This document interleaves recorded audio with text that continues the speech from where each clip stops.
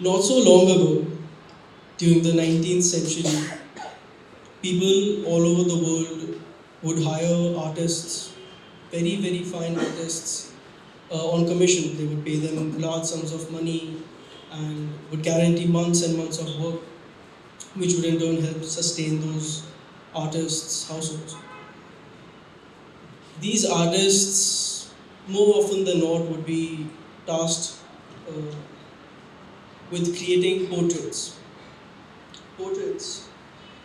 These portraits could be of anyone. They could be of nobility, or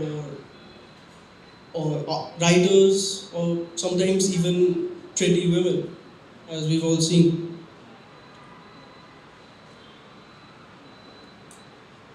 One of these artists, when he flew down to London from America, his name was Thomas Sully. He was commissioned with painting a portrait of Queen Victoria. Queen Victoria, during her first year as the Queen of the United Kingdom in 1838, lots of artists all over the world struggled with painting Queen Victoria's portrait with enough likeness. They wouldn't seem authentic enough. They wouldn't seem real enough.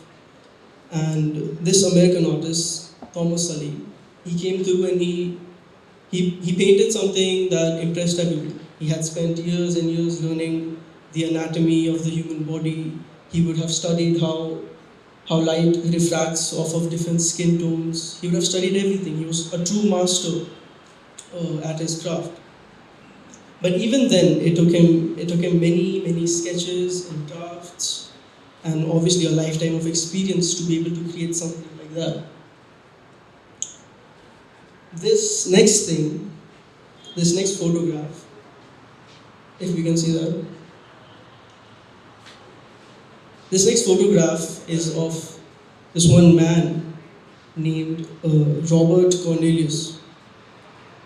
What happened was, after Mr. Thomas Sully had painted this incredible portrait of Queen Victoria, almost a year after that, this one American sat down in front of a camera-like contraption in 1838 and took what we call now as the world's first selfie.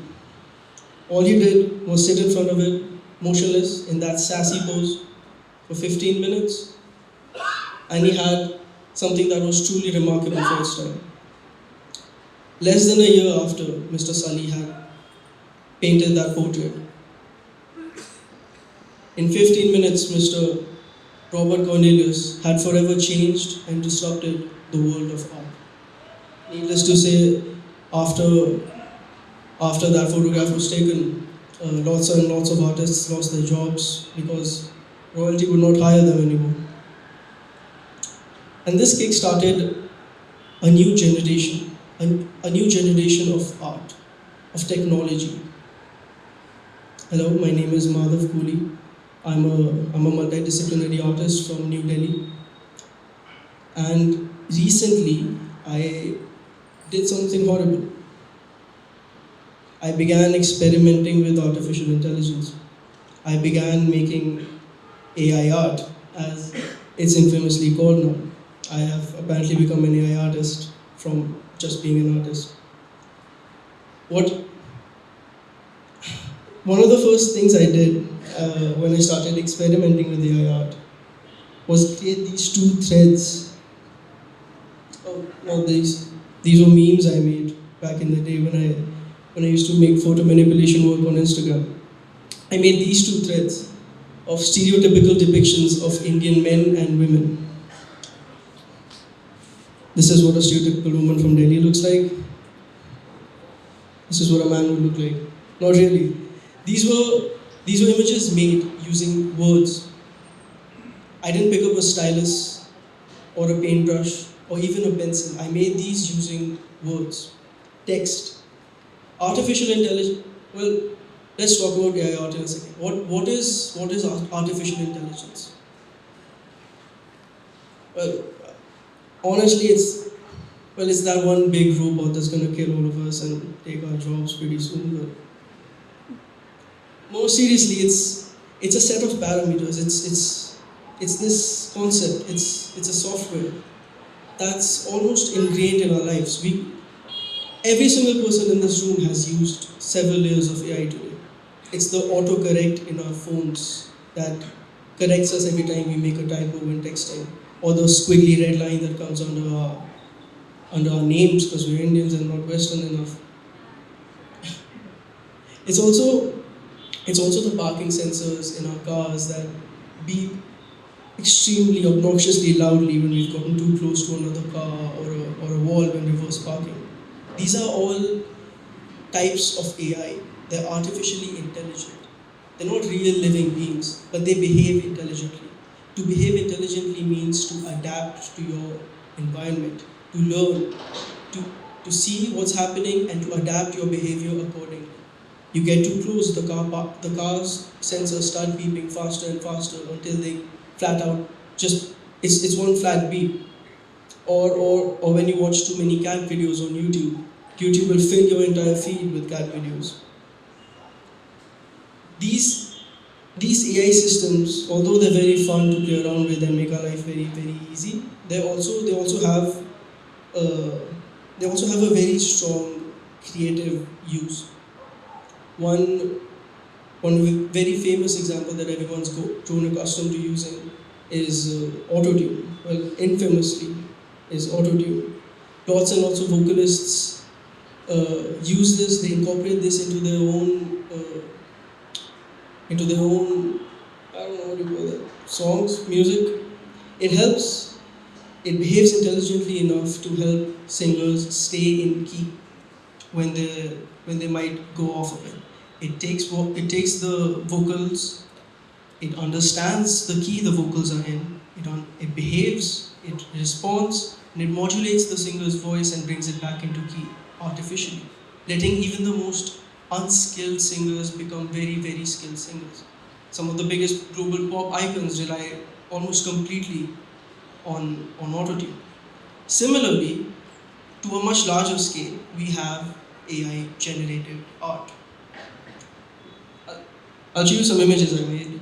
Oh, these were images that weren't of Go people that didn't really do well with the stereotypes. Next one, please. These are images I made using AI. This one is one of the avatars called Parashurama. Obviously, everyone's heard of him. And this is a new concept for Spider-Man that's coming out pretty soon in a new Noah film. This is Chhatrapati Shivaji Maharaj as he would have looked like according to AI in a more realistic sense and not painted portraiture. Another thing, we can make landscapes, we can make concepts for buildings, we can make lots and lots of things without ever having to make those things ourselves, using just our vision and our emotions and words. Prompts, if you wanna act like you know what you're doing, you call them prompts. What prompts basically do is they rely on this technology called text to art technology, which enables us to create things by just typing it out into a command bar, as we'll see in a short moment.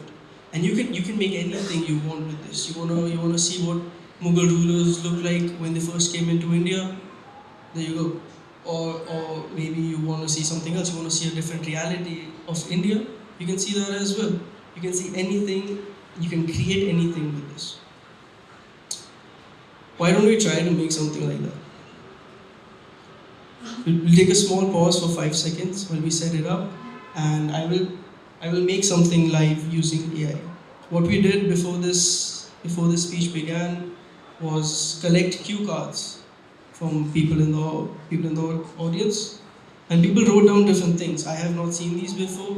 I have not prepared anything before. I will work on this live, and you will see how within a few seconds we can have ready to go impressive art.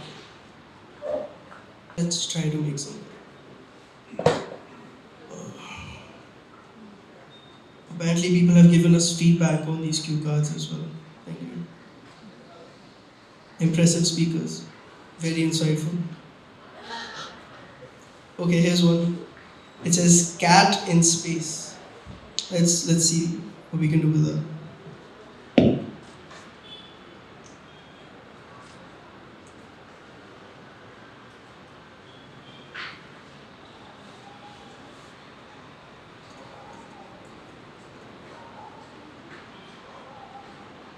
I see this is the only thing I've written down is realistic photograph of a cat in space. I will add that, and within a few seconds the software will begin developing this. What it will do is it will reference millions and millions of images all over the internet through different image libraries, databases, and it will take those images, it'll see what matches these descriptors the best and what's most suitable based on my command, and it will create something on its own, something that has never existed before, a brand new image ready to go.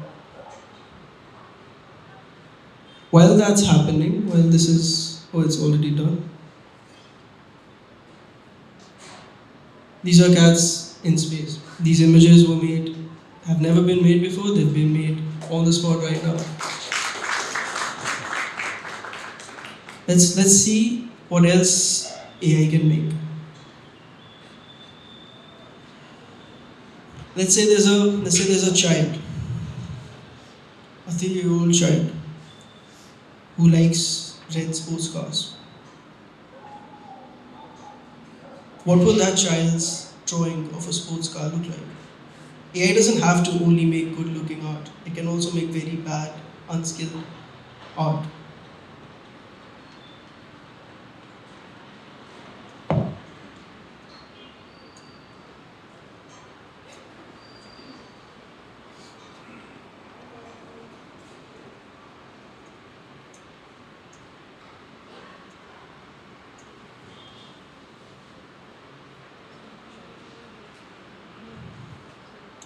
I've written down crayon drawing of a red sports car made by a 3-year-old. Now, it's up to the AI system to understand what a 3-year-old thinks like and what its drawings look like, and what a red sports car would look like when made using crayons by someone who is not obviously very skilled at drawing. While that's happening, we can also readily add other commands to this. Let's say this child becomes a 30-year-old man and becomes a professional sculptor and makes a sculpture that's extremely abstract and beyond comprehension, which makes it very good art apparently. What we'll do is we'll say,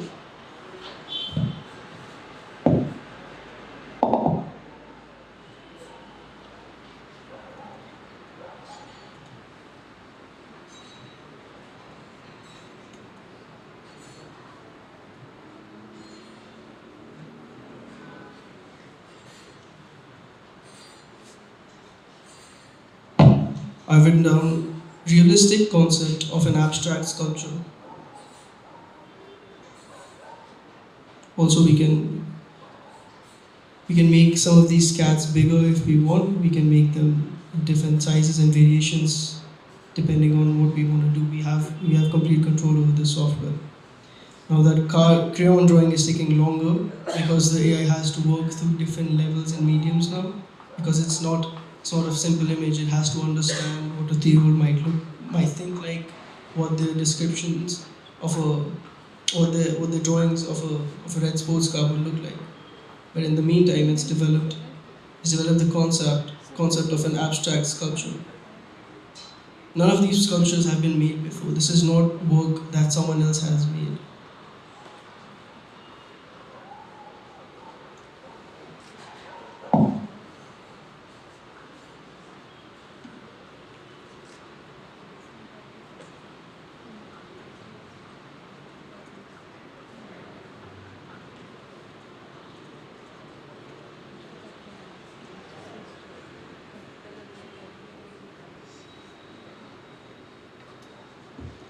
I made a typo, the AI will work through it. Don't worry. The AI should have auto-corrected me in this as well.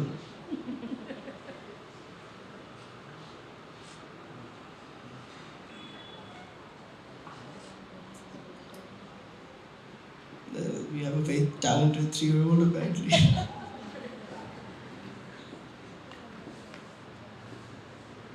That was me when I was 3 years old.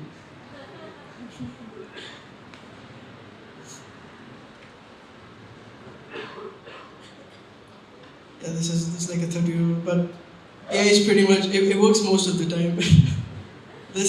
This would have worked had I more time to engineer a better prompt, but apparently we've run out of time. I do want to say that uh, against a lot of things that have been going on regarding copyright issues and the ethics question of AI art, AI is here to stay, uh, whether it's in art or music or any other field. Um, it's not something that harms creators, it's something that helps creators, it aids creators. It lets anyone who has never been influenced by art become an artist. Anyone, you don't have to have skills or a lifetime of training or have been an apprentice to the biggest artists in Italy. Anyone can become a good artist. AI truly democratizes and disrupts the world of art as we know it. Thank you.